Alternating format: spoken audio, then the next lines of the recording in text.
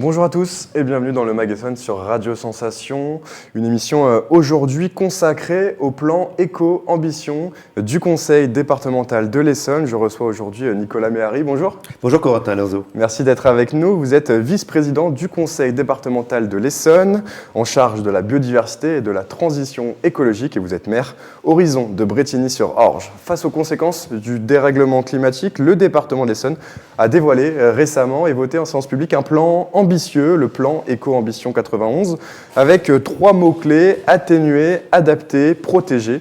D'abord donc agir pour atténuer son impact sur l'environnement vers la neutralité carbone en 2050. On sait que c'est l'objectif fixé par l'Union européenne. Alors d'abord, Nicolas Méhari, quels sont les grands objectifs, les grandes lignes de ce plan Éco-Ambition 91 ? Alors, vous l'avez dit, nous faisons face à une crise très importante en termes de dérèglement climatique. Il faut à la fois faire en sorte que l'Essonne contribue à atténuer ce dérèglement climatique, à faire en sorte que nous émettions moins de gaz à effet de serre, que nous stockions davantage de carbone par rapport à cet objectif international, européen, national très ambitieux. Nous voulons, avec François Durovray, avec toute l'équipe du département, que l'Essonne prenne sa part. Et donc ça passe déjà par un travail sur à la fois la réduction des émissions de gaz à effet de serre. Donc dans ce plan, il y a des choses sur la réduction des consommations avec l'isolation des bâtiments, que ce soit pour nos propres bâtiments ou pour le soutien aux mesures d'économie d'énergie que pourraient prendre les particuliers, sur la question de production d'énergie renouvelable sur notre territoire départemental. Dans un département comme le nôtre, seuls 6% de la consommation est issue de production d'énergie renouvelable sur le territoire départemental. L'objectif national, c'est d'arriver à 33%, on en est très loin, il y a du travail à faire. Et puis, c'est aussi des efforts sur le stockage du carbone. Nous avons des espaces naturels sensibles. Le patrimoine naturel, c'est aussi un outil pour stocker le carbone. Alors, atténuer, je l'ai dit donc pour son impact sur l'environnement, je l'ai dit, agir pour adapter le territoire aux conséquences du changement climatique, pour un territoire plus résilient en 2050, et enfin donc agir pour protéger la biodiversité, les sols, le patrimoine naturel vers un territoire, c'est un peu les grands objectifs. Alors, quels sont les leviers d'action pour un département, justement ? On sait, le millefeuille administratif français, c'est parfois un peu compliqué de suivre. Il concerne donc quoi, les politiques publiques menées. Il y a aussi un rôle d'accompagnement des différents acteurs du territoire. Comment est-ce que vous pourrez concrètement agir via quel levier, justement ? Alors, il y a plusieurs choses à dire par rapport à ça. D'abord, nous avons des compétences en propre. Par exemple, sur la question des espaces naturels sensibles, donc toute la question de la protection de la biodiversité, nous avons déjà des outils, des leviers, une responsabilité qui nous est conférée par le législateur.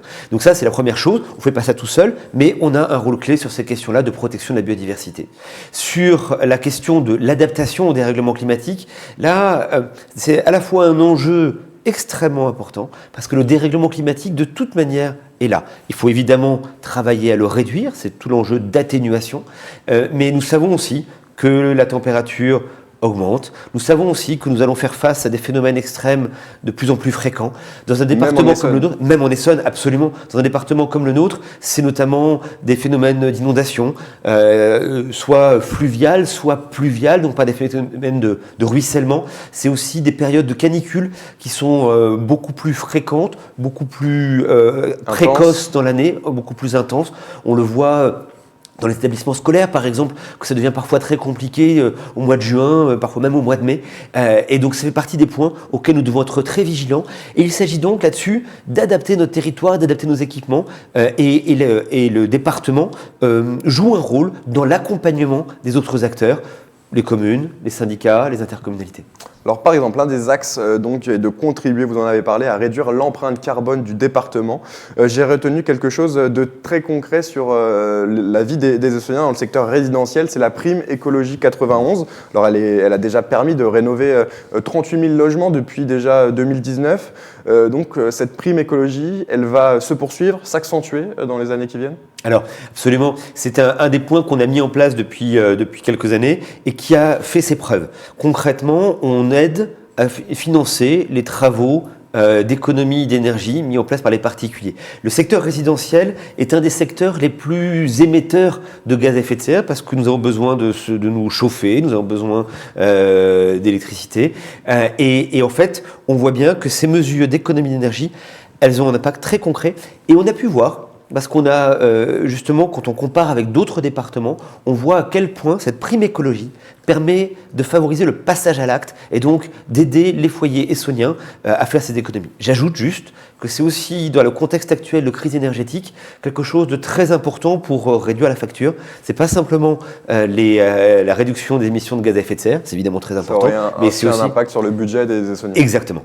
Le département veut aussi donc contribuer à préserver la biodiversité. Vous êtes vice-président en charge de la biodiversité en faisant l'acquisition d'espaces naturels sensibles, les ENS, mais aussi en créant une offre de tourisme écologique en Essonne. Alors c'est quoi le tourisme écologique ? Alors déjà nous pensons que nous avons un patrimoine naturel extraordinaire en Essonne, il faut le valoriser, le protéger. Alors protéger, c'est déjà ce que nous faisons avec la politique des espaces naturels sensibles. Le valoriser, c'est-à-dire le rendre accessible au plus grand nombre. Alors évidemment, en ayant toujours à l'esprit qu'il faut d'abord protéger, préserver la biodiversité. Ça veut dire qu'il faut qu'il y ait des aménagements qui permettent de pouvoir, des balades, de pouvoir aussi encourager les sports de nature dans le respect, j'insiste bien là-dessus, dans le respect de la biodiversité. Ce patrimoine naturel, ça fait partie des éléments d'identité de notre territoire. L'Essonne, c'est un département à la fois urbain et rural. On a des sites extraordinaires. Les marais de la Basaille, de la June et de l'Essonne font partie maintenant de la liste verte de l'Union internationale de conservation de la nature. On en est très fiers de ce patrimoine et on pense qu'il faut le partager avec les Essonniens et puis aussi avec les Franciliens qui pourraient venir une journée ou un week-end. Donc l'idée, si je comprends bien, l'idée quand on parle de tourisme en Essonne, c'est de trouver un équilibre justement entre vie quotidienne et puis loisirs et l'environnement sans que ça ait un impact négatif sur justement notre patrimoine environnemental. C'est rendre les sites accessibles, ouverts au public, qui nécessite quelques aménagements, que ce soit pour une balade pour les Essonniens pendant une demi-journée ou que ce soit le temps d'un week-end pour des gens qui viendraient d'un peu plus loin.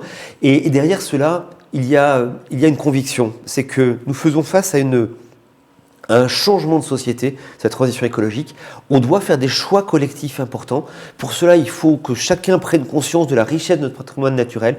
Le meilleur moyen pour cela, c'est de le faire découvrir, le faire connaître, parce que ce que l'on aime, on a envie de le protéger. Et puis, il ne faut pas aussi oublier le jeune public. Le département souhaite sensibiliser et mobiliser tous les Essonniens, mais particulièrement les jeunes à ce combat contre le dérèglement climatique. Qu'est-ce qui est envisagé justement pour mobiliser encore plus la jeunesse qui est déjà quand même sensibilisée sur ces sujets ?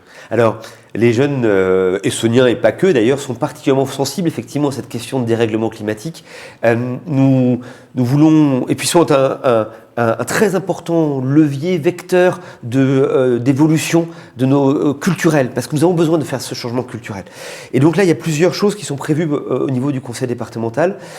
D'abord, ces espaces naturels sensibles que nous évoquions juste avant, faire en sorte que chaque élève essonien, dans le cadre de sa scolarité, ait l'occasion d'avoir au moins une fois un événement, une animation, une opération de sensibilisation dans un des espaces naturels du département. Alors, chaque élève essonien, ça veut dire 19 000 élèves par an. C'est très important. Il faut que nous multiplions très fortement nos capacités d'accueil, mais nous pensons que chaque élève essonien doit pouvoir être sensibilisé dans l'espace naturel. Et puis, il y a un autre aspect qui est très important. C'est que face à cette anxiété aussi qu'il peut y avoir par rapport au dérèglement climatique, nous pensons que l'action est un des meilleurs remèdes à cela. Et nous nous préparons des chantiers jeunesse pour que les jeunes Essoniens puissent travailler, contribuer à la renaturation, à l'aménagement d'un site, parce que chacun peut être acteur de l'entretien et de la préservation de notre patrimoine naturel.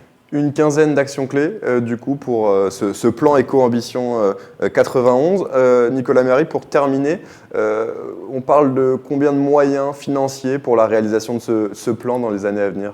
Alors, c'est un plan qui est très important sur de nombreuses politiques départementales, sur celles qui ont été sur les espaces naturels sensibles, sur l'eau, sur la question de production d'énergie renouvelable, sur la question du zéro artificialisation nette. Sur toutes ces politiques-là, on peut déjà identifier qu'on va être sur une augmentation du budget de 65% par rapport aux années précédentes. C'est un effort, un engagement financier très important du département. On va sur ces politiques passer d'une enveloppe annuelle de l'ordre de 17 millions d'euros par an à 28 millions d'euros par an. Ce sont des moyens importants qui sont à la hauteur de l'ambition que nous nous fixons, c'est de faire en sorte que par rapport à cette transition écologique, l'Essonne prenne toute sa part. Eh bien, merci beaucoup Nicolas Méhari.